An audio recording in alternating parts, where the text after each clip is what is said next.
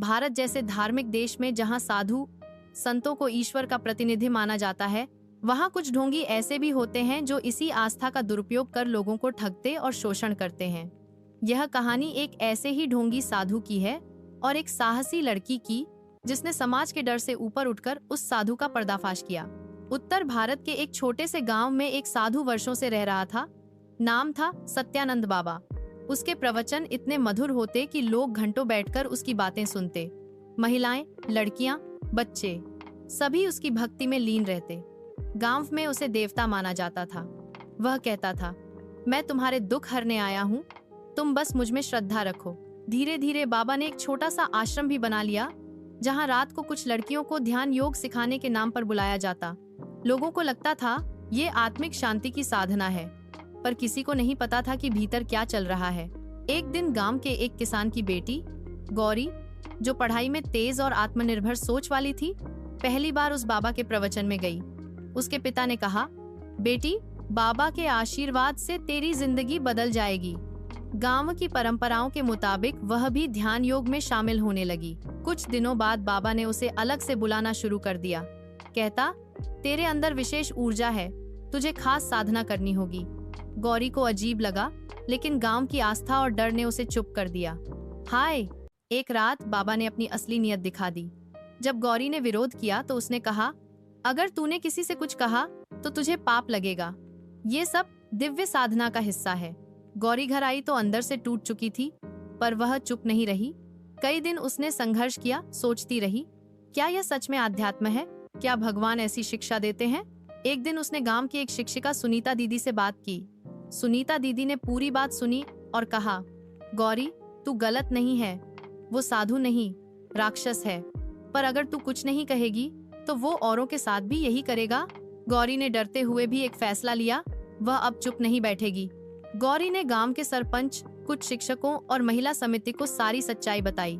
पहले तो लोगों को यकीन नहीं हुआ, पर जब कुछ और लड़कियां भी सामने आईं और वही कहानी सुनाई, तब गांव को झटका लगा। गौरी ने पुलिस में फर्द दर्ज कराई।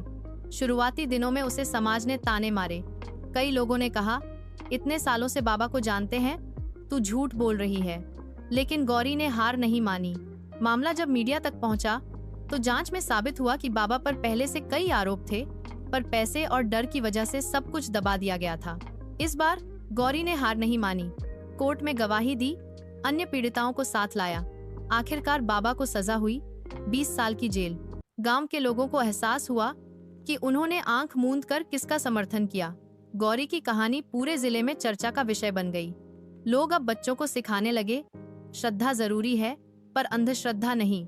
किसी को भी आंख मूंद कर भगवान मत मानो। गांव में एक नया अभियान चला, सच को पहचानो, ढोंग से बचो। गौरी को सरकार द्वारा सम्मानित किया गया। उसने एक गो खोला, साहस, जो ग्रामीण लड़कियों को आत्मरक्षा और कानूनी अधिकारों की जानकारी देता है। इस कहानी से हमें ये सबक मिलता है कि धर्म का मतलब कभी भी किसी का शोषण नहीं होता। सच्चा साधु वह है जो सेवा करे, न कि डर दिखाकर फायदा उठाए। एक आवाज, एक हिम्मत बहुत कुछ बदल सकती है। समाज को भी चाहिए कि वो अपनी आंखें और कान खुले रखें और हर व्यक्ति की बात को गंभीरता से लें। गौरी ने न केवल अपनी आत्मा को बचाया, बल्कि दूसरों को भी अंधश्रद्धा के दलदल से बाहर निकाला। उसकी हिम्मत से यह साबित हुआ कि जब अन्याय के खिलाफ कोई खड़ा होता है तो सच्चाई की जीत जरूर होती है। सच्चा धर्म वो है जो डर नहीं, बल्कि विश्वास दे, और सच्चा साधु वो है जो शांति दे, न कि शर्म।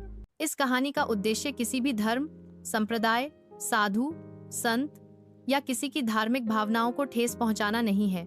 यह एक काल्पनिक कथा है जो समाज में मौजूद ढोंग, अंधविश्वास और अपराधों से लोगों को जागरूक करने के लिए प्रस्तुत की गई है। हम उन सच्चे संतों का सम्मान करते हैं जो समाज की सेवा में लगे हैं।